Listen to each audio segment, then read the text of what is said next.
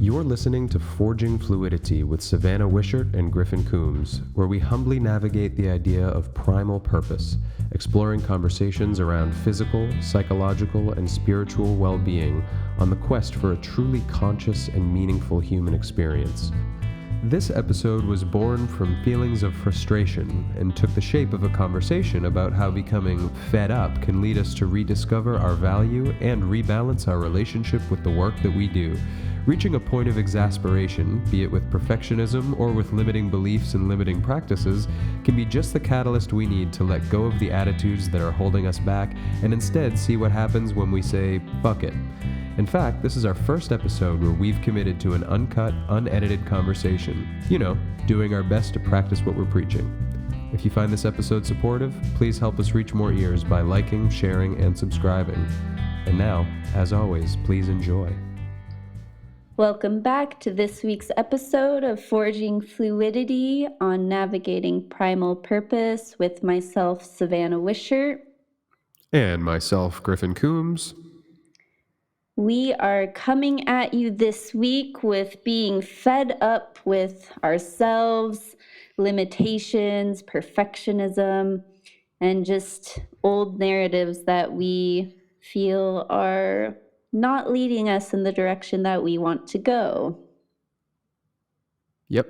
And this came through a conversation that we were having recently about how opportunities can present themselves when you reach a point where you are fed up with whatever it may be, fed up with how difficult a process is becoming or how frustrating something is, and just arriving to a point where you're just like, whatever, I don't care about this enough to stress about it or to try and perfect it, and it is what it is. And then it turns out being something better than you might have originally thought it was going to be. And so we decided that we're not going to edit this episode. So every week we record, we laugh, we trip over our words sometimes, and we'll go back to the editing software and just trim it up so it's a nice, easy listen for all of you. But we're going to do our best not to do that and let it stand if we stumble or fumble or aren't the most articulate people in the world, because we're kind of fed up with perfectionism as well, to fit with today's theme. So there you have it. So maybe, I don't know, maybe Savannah, you can talk like in general terms about the opportunity or the experience or experiences you've recently had with just being fed up and kind of detaching from this perfect outcome, and how that has actually led to good things or better things or whatever. And I don't think we can speak in super specific terms because, we don't want to identify or incriminate any people or organizations that we're fed up with, but just like a general idea of how this can kind of work in our favor. Yeah, definitely. Thanks for that great intro. We will do our best to stay fairly concise with how we talk about this without needing to fix ourselves. And I think that's a product of the modern age that we live in, is that we always feel like we have to have this highlight reel. And I know for myself that I've always gotten really good feedback on social media that I don't share the highlight reel. I share like the shit that is happening and the challenges. And I know that people appreciate that, but it's still so easy for us to fall into this perfectionism trap. And I think we just have to let ourselves be human, and like, life is not a show to put on to impress people, but we tend to act from that belief, even if we feel like we don't believe it.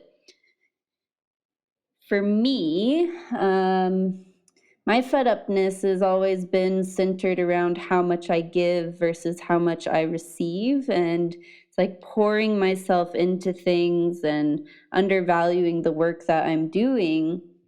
And then I don't express the full value to potential clients, for example. And I undervalue myself. estimate, not underestimate, but I, for lack of a better word that is coming to my mind right now, I'll say again, just undervalue the skills that I have and the value that that can bring in transformation.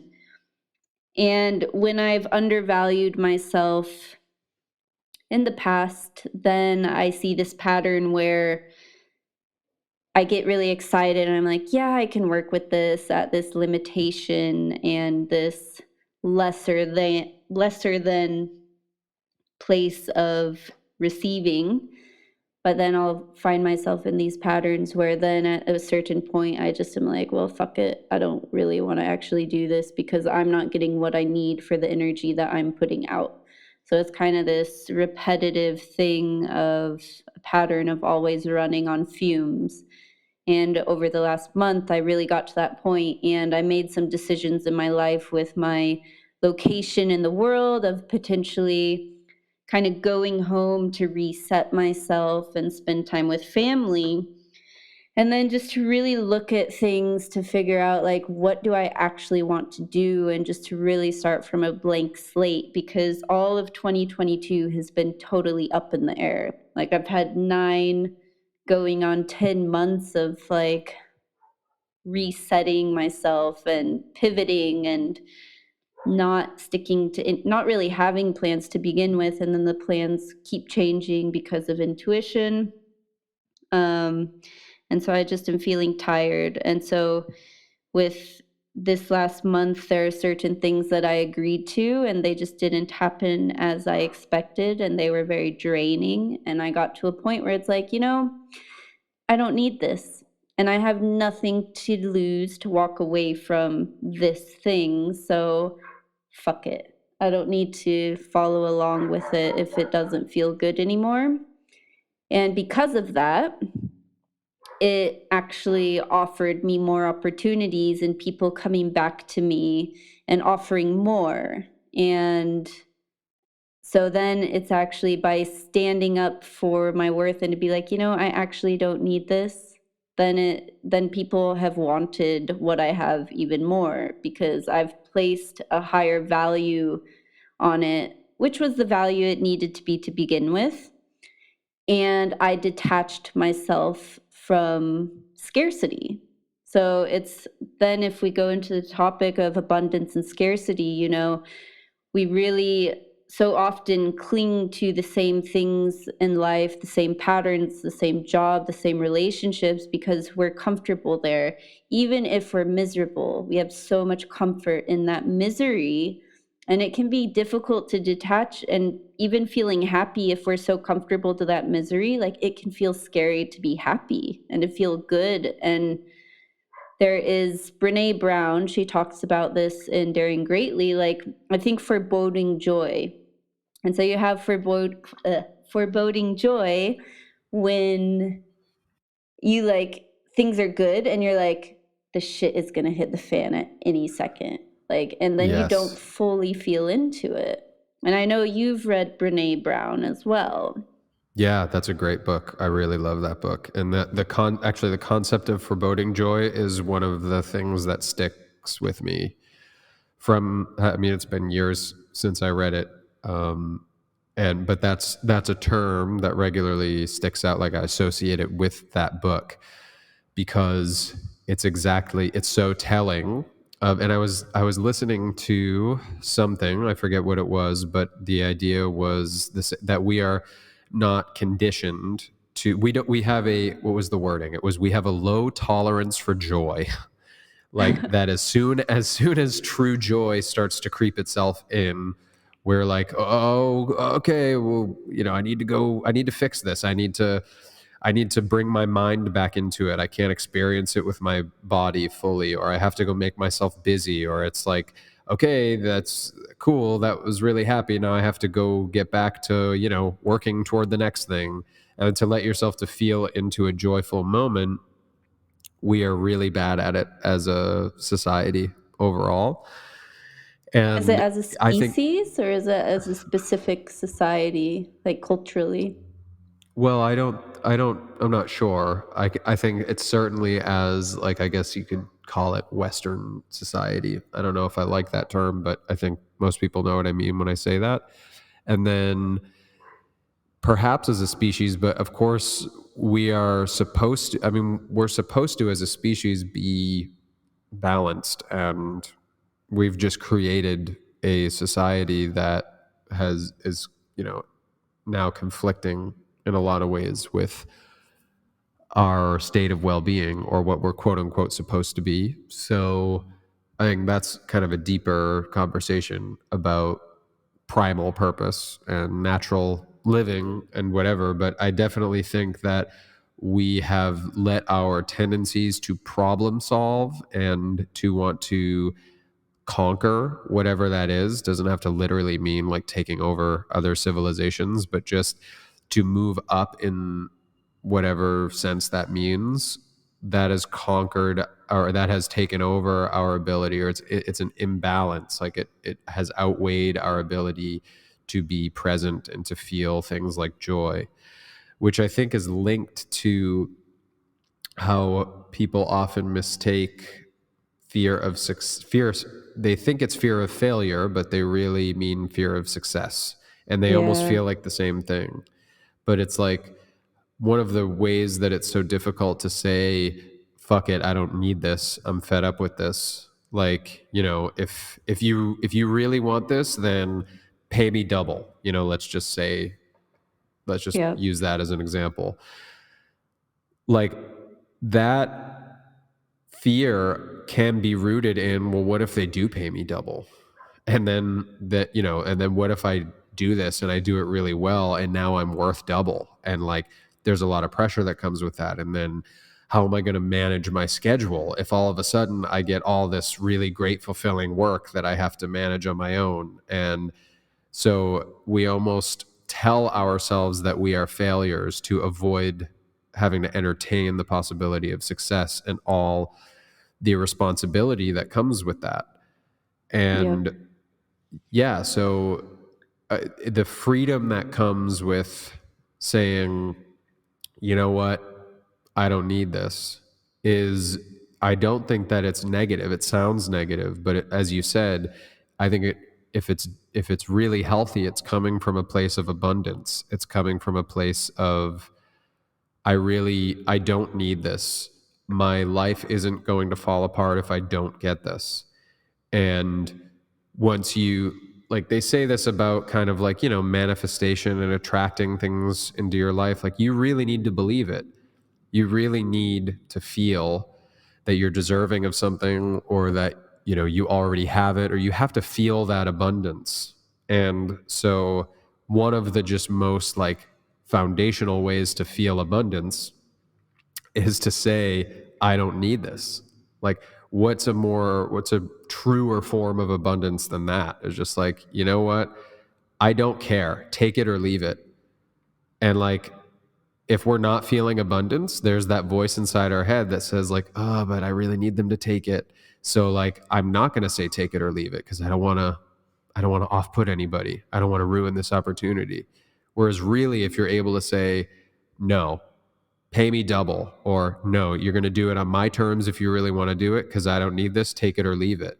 And you really truly believe that everything is going to be fine if they leave it, then when they end up taking it, it's like, wow, holy shit, I am worth more than I was telling myself. But I think you have to believe it first, which is the hardest part. That's so true. And I think there's a few different things that came together for me in kind of getting to this more abundant headspace. Because, for one, I think as far as believing it, I was doing a lot of research for the last couple of weeks around different pricing structures. And then I had actual data in front of me to be like, no, but this is actually the going market rate right now. And so I have these numbers. So there's no emotional attachment to it. It's all very objective. So I think that helped to really feed the belief in a very mathematical way. And I really like that you relate this all to the fear of success as well, because that there is that like the cycle of what if I am so good and so valuable and I have to perform at this level and I will be so busy and how will I manage everything? And I know I've experienced that in the past. And there's been this attachment to it of not feeling good enough. If I were to achieve that success, then there would be this feeling of, oh, I need to perform. I need to, like, am I actually that good? And can I produce the quality of work? And I don't know exactly where it has shifted lately, but that's not a concern anymore. So, with this situation that unfolded over the last month, I just really was able to show up to it and be like, I know my skills are at this level. I know I can execute it, and I'm not detached or I'm not attached in any way to a fear of showing up.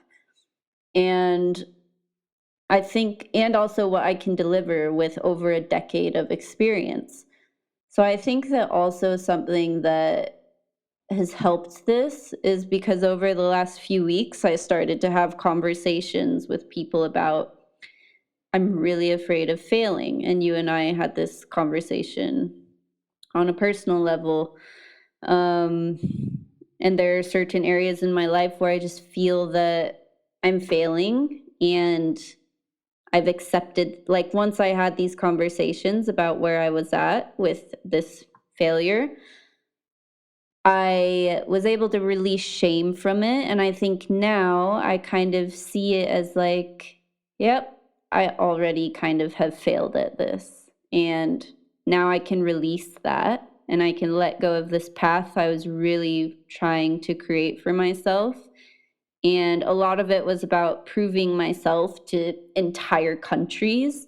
And now I can move forward and say, like, yep, I did probably fail at this point, and I can choose something different. And there was something that was said in a coaching call last week as well. And I think she worded it as like, how do I want to support myself? So that the way that she worded that question, it really opened up my mind to think differently and to say, yeah, I can support myself in this way, but how do I want to? Like, what do I want to actually do in exchange for money? And I felt like that was just, I don't know, it's such a simple question, but it was said at the right time. And there was also a woman who said, like, she was also reaching this fed upness kind of mindset. And she's like, I'm done marketing. I'm done like throwing myself out there to try to get clients. Like, I am worth being pursued. I was like, huh, that really lands. Like, what if I do my work, I create my art, I put my message into the world in a way that is relaxed and authentic, and you can come to me if it resonates. Like, I really liked that. That speaks to me really deeply. That's exactly what I have been trying to do. I've been trying to shift into, because I feel like trying to prove yourself, especially when you're doing things like the stuff that you and I do, respectively, is not, it's not very mainstream, and it's not for everybody. And whether that's like the life coaching or the way that I physically train people, or your nude photography, like there, not everybody has a palette for these sort of esoteric or niche um, angles from which we come at things like photography and health coaching and fitness coaching and things like that. And so it's really easy to get frustrated because our work doesn't always appeal to the average person. And I can get really bitter because I can, like, if we take the physical, the fitness and movement training, for example, like I can see these like Instagram influencers with hundreds of thousands of followers telling people to do the dumbest shit that will really, I mean, can really mess up your body and are just not, they're just so superficial and not well thought out, but they are appealing to more people than, nobody wants to read an Instagram post that's just like, well, actually, you shouldn't do these ab exercises because your pelvis needs to be tilted anteriorly in order for real hip flexion to happen. Like, it's not, nobody wants to hear that, right? They're just like, how do I get a six-pack abs? And it's easy for somebody like me to become bitter at the world because all they care about is six-pack abs. And it's been a mental shift for me to draw my energy away from criticizing the world and criticizing what people want, and to focus on doing what lights me up and what I'm really interested in, doing that really well, so that the people who want more than six-pack abs, the people who want to move better, who want to build stability and athleticism and feel better in their body and feel an authentic connection to their body, they come to me, they seek me out, and they get something of real value. So it's more rewarding for me.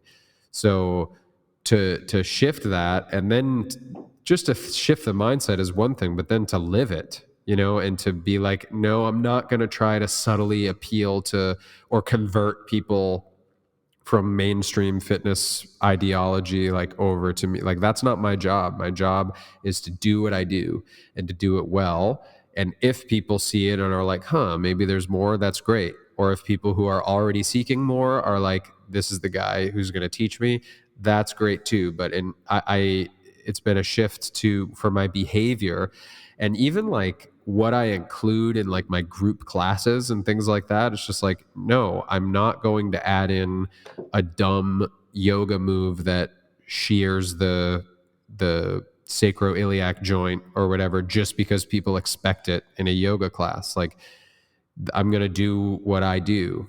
And I still don't know why it's so hard, if it's like fear of success or fear of failure, just to come back to that success thing of just like, well, if I do it this way, now I have an identity of somebody who trains at this level of depth and this level of kind of conviction about these details of movement.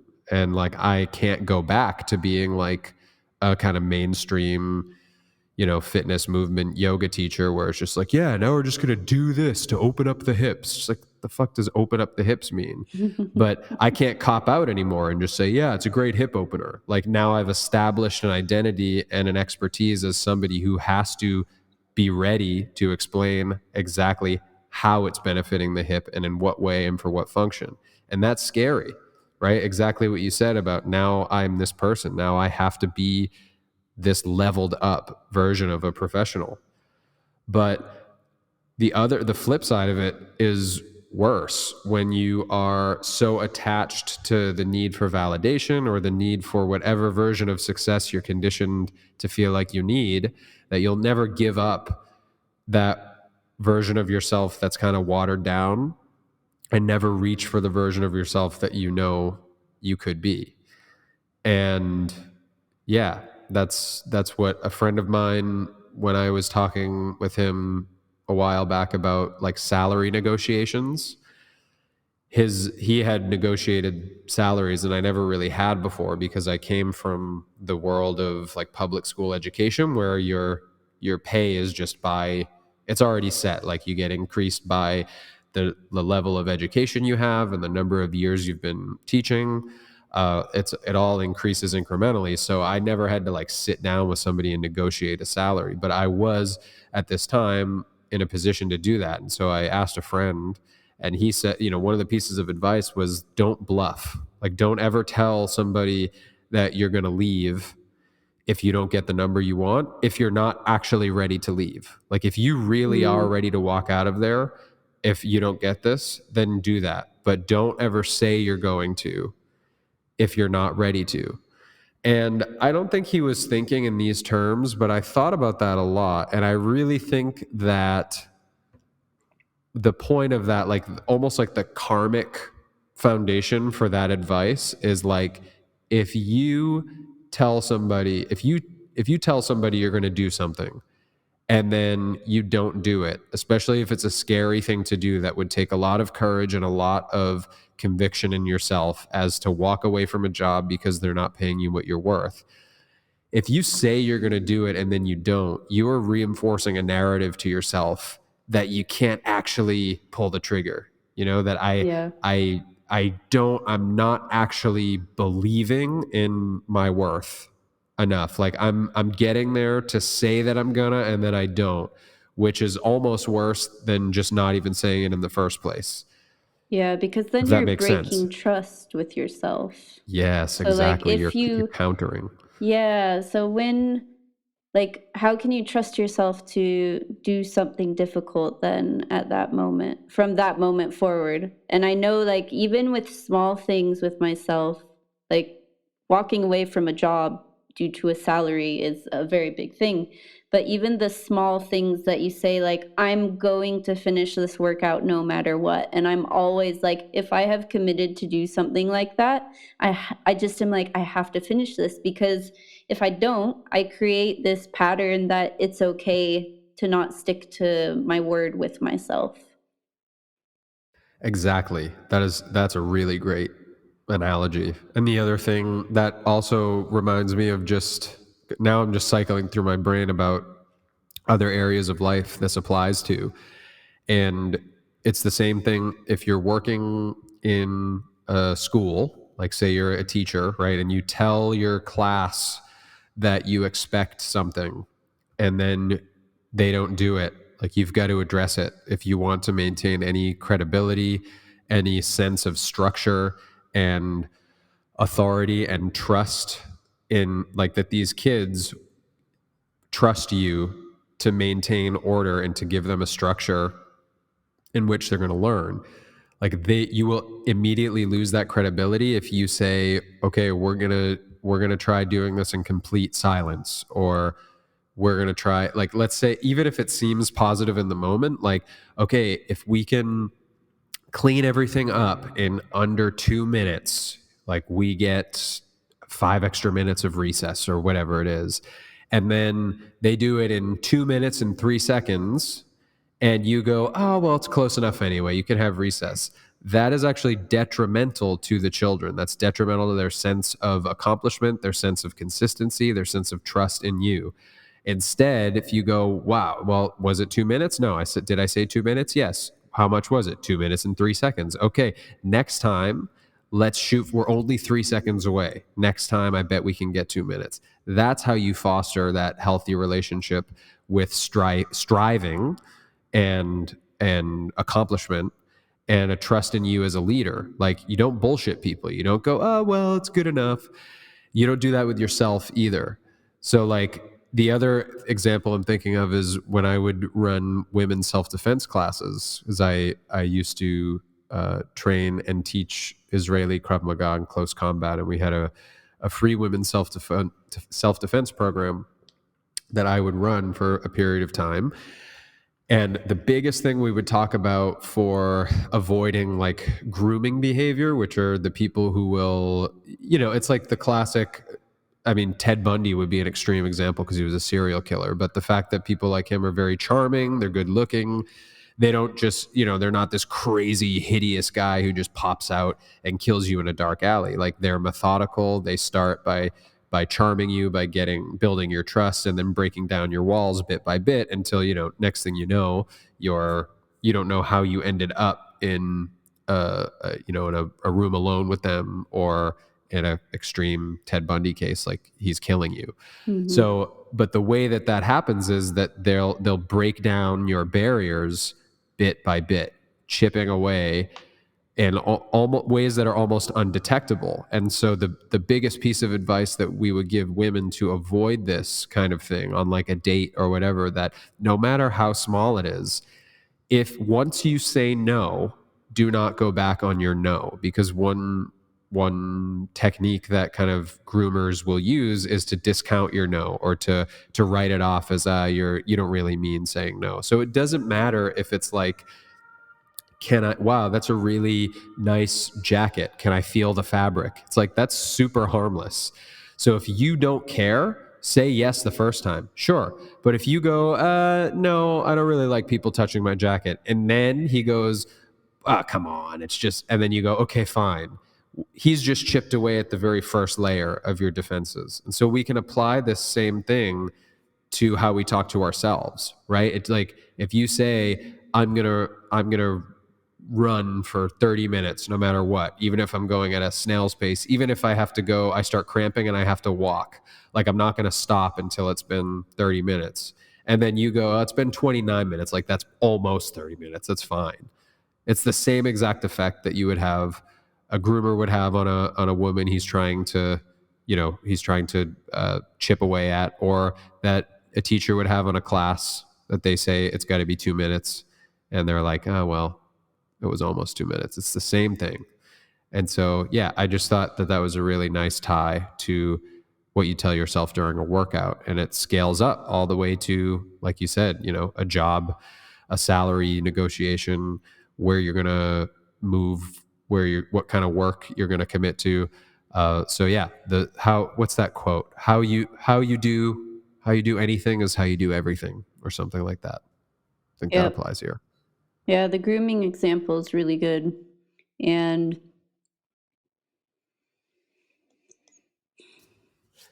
you're going to have to edit. Nope. That was a place that we would have edited. That's a place we would have edited. We're going to keep it rolling.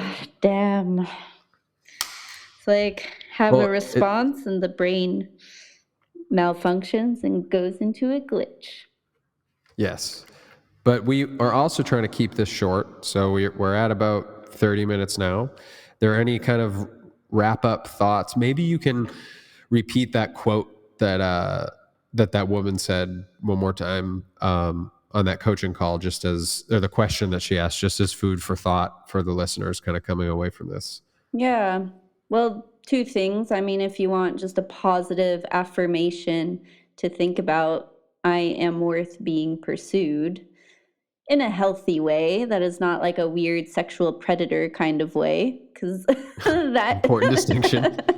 That could be one way to look at it. So I am worth being pursued with clientele, your work, like being headhunted. And the question would be, how do I want to support myself? Just monetarily, but you could also look at it like physically, mentally, emotionally, because there's so many different tools in our toolboxes that we can use. So maybe I want to support my health differently today by switching up my diet, by switching up my movement. Right now I have a weird hip injury, so how I support my physical body is laying on a ball and trying to get that myofascial release with whatever is going on there instead of going for a run. So how do I want to support myself? Yeah. And then I think the last thing that I'll offer, just as a wrap up tied to our conversation, is if you are afraid to do something, to ask yourself, am I really afraid of being successful, or am I really afraid of being a failure, or am I actually afraid of being successful? And if that question is still too cloudy, then it might be worth asking, or starting with the question, what would it feel like if this went the way I want it to go? What would it feel like if I got what I'm after? And if immediately that brings in a feeling of like anxiety or fear or a rush of like, oh my God, that's really scary, then you might be exploring deeper. Am I really afraid of failing, or am I afraid of what comes with success? And use that as a launching pad just for non-judgmental curiosity around your feelings. Yep, great questions. So thank you once again for tuning in for our 7th episode of Forging Fluidity. We have some things on the docket for the next few episodes where we would each like to share our expertise on some things that we each have individual experience with. So stay tuned for those upcoming episodes. And until then, may you treat your mind and your body with the intentional care and support that you deserve. Until next week.